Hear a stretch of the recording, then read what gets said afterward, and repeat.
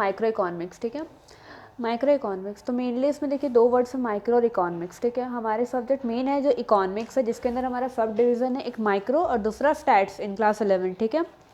तो सबसे पहले मैं ये समझना होगा इकोनॉमिक्स क्या होता है, ठीक है। तो इकोनॉमिक्स हम लोग का होता है, it refers to that subject which deals with the rational management of scarce resources in such a way that unlimited wants can be satisfied by placing those resources to their alternative uses.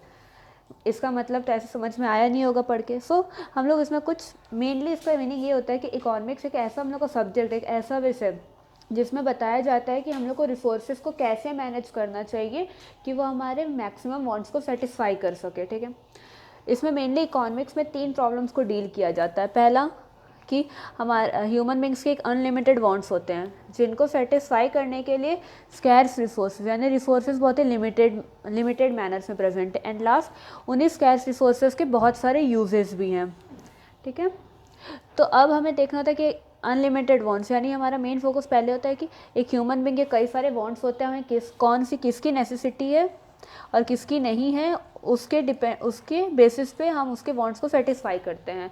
जो ज़्यादा ज़रूरी होता है उसे पहले satisfy करते हैं, जो कम ज़रूरी होता है वो हम लोग बाद में देखते हैं या फिर उसको पोस्टपोन कर देते हैं।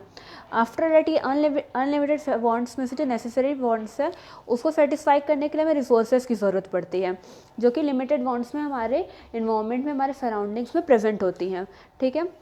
तो उन रिसोर्सेज के भी अलग अलग यूजेस होते हैं। सपोज आपका पेट्रोलियम है, क्रूड ऑयल है, अब हम लोग चाहें तो उसको गाड़ी में डाल सकते हैं एज अ फ्यूल, या फिर हम लोग बाहर से इग्निशन में भी वो काम आता है, ठीक है। तो अब हम लोग को देखना है कि हमें किस चीज़ में वो ज़्यादा ज़रूरत है। तो उसी चीज़ से जो स्कैर्स रिसोर्स यानी सपोज अभी हमने पेट्रोल का एग्जाम्पल लिया, उसके 2 यूजेस अल्टरनेटिव यूजेस है। एक पेट्रोल का मतलब पेट्रोल का एक इग्निशन के काम में आता है और एक प्रॉपर आपका फ्यूल की तरह ट्रीट किया जाता है। तो वहाँ पे हमें इसको ऐसे देखना होगा कि कहाँ पे इसकी ज़्यादा रिक्वायरमेंट है at a point of time, either as a ignition और एज अ फ्यूल, ठीक है। तो मेनली ये जो 3 कॉन्सेप्ट्स है, unlimited wants, scarce resources, alternative uses है, हमारे 3 बेसिक्स प्रॉब्लम्स है जो इकोनॉमिक्स के हैं। तो इस सब्जेक्ट को उसी से डील किया जाता है कि हम कैसे वो स्कैर्स रिसोर्सेज को मैनेज करें कि हमारे ज़्यादा से ज़्यादा वांट सेटिस्फाई हो सके और उसके अल्टरनेटिव यूजेस को हम लोग प्रॉपर यूटिलाइज कर सके, ओके। नाउ ये तो मतलब हो गया इकोनॉमिक्स का। अब इकोनॉमिक्स होता है वो 2 पार्ट्स में डिवाइड होता है, एक होता है माइक्रो इकोनॉमिक्स, सेकंड होता है macro economics, okay. Micro economics जो होता है वो हमारा एट एन इंडिविजुअल लेवल यानी एक इंडिविजुअल के पर्सपेक्टिव से इसको देखा जाता है कि आखिरकार है क्या। जैसे हम तुम आप लोग कैसे देखते हैं कि सोसाइटी को, इकोनॉमी को, हम लोग उस चीज़ को माइक्रो इकोनॉमिक्स में पढ़ा जाता है। और मैक्रो मतलब टुगेदर, एक ग्रुप ऑफ पीपल या एक ग्रुप, जैसे एक मार्केट क्या सोचता है वो हम लोग मैक्रो इकोनॉमिक्स में डील करते हैं। So micro economics at the level of individual होता है। इसके कुछ एग्जांपल्स होते हैं जो हमारे मेन चैप्टर से in our subject micro economics. पहला होता है theory of consumer behaviour. Theory of consumer behaviour मतलब एक कंज्यूमर अपने माइंड से क्या सोचता है, सामने वाला प्रोडक्ट कैसा है, उसकी क्वांटिटी क्या है, उसकी क्वांटिटी के हिसाब से प्राइस उसका ठीक है कि नहीं है। अब हम लोग मार्केट में जाते हैं तो सबसे पहले कोई भी प्रोडक्ट खरीदने के पहले, कोई भी कुछ खरीदने के पहले हम लोग उसको बहुत सारी चीज़ें से उसको कंपेयर करते हैं, उसके प्राइस क्या है, क्वान्टिटी क्या है। तो यही सब हम लोग का एट एन इंडिविजुअल लेवल होता है जिसे हम लोग माइक्रो इकोनॉमिक्स में पढ़ते हैं। फिर theory of producer behaviour, producer भी एक जब प्रोडक्शन करता है वो देखता है कि मार्केट में सप्लाई क्या है, सप्लाई है उसके हिसाब से अपना प्राइस सेट करता है। तो ये सब भी वो जब स्टडी करता है, इसी स्टडी को हम लोग माइक्रो इकोनॉमिक्स में पढ़ते हैं। At last theory of prices, theory of prices यानी प्राइस सेट करने के भी डिफरेंट टेक्निक्स होते हैं, कॉस्ट, रेवेन्यू, प्रॉफिट। हम लोग को सब कुछ देख के हम लोग किसी भी चीज़ की प्राइस सेट की जाती है प्रोडक्ट की।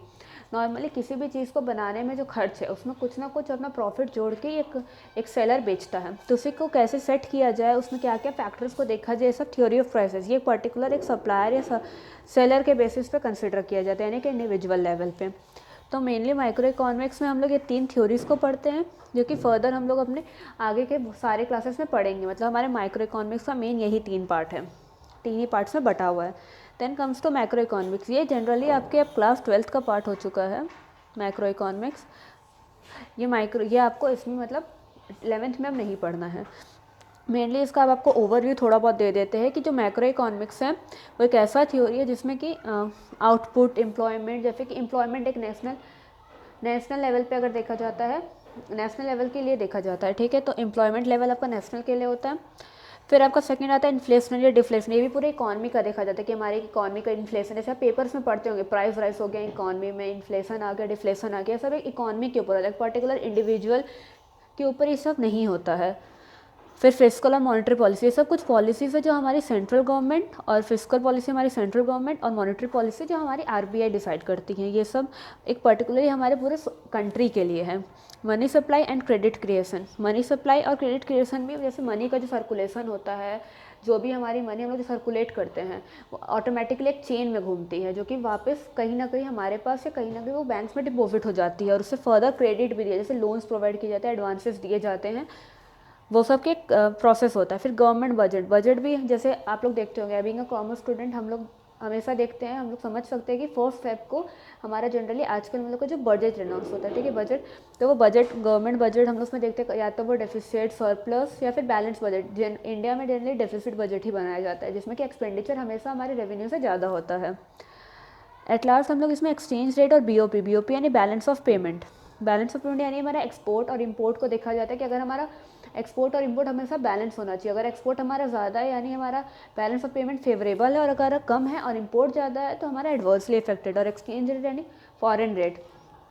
तो ये सब जो चीज़ें हैं ये सब क्लास 12 में पढ़नी है। बस मैंने आपको इसका एक ओवरव्यू दिया, ये सब फर्दर हम लोग क्लास 12 के सिलेबस में पढ़ेंगे। अब हम लोग का मेन फोकस है माइक्रो इकोनॉमिक्स पे, पर कभी कभी क्वेश्चंस आते हैं कि माइक्रो इकोनॉमिक्स और मैक्रो इकोनॉमिक्स में आखिरकार अंतर क्या होता है।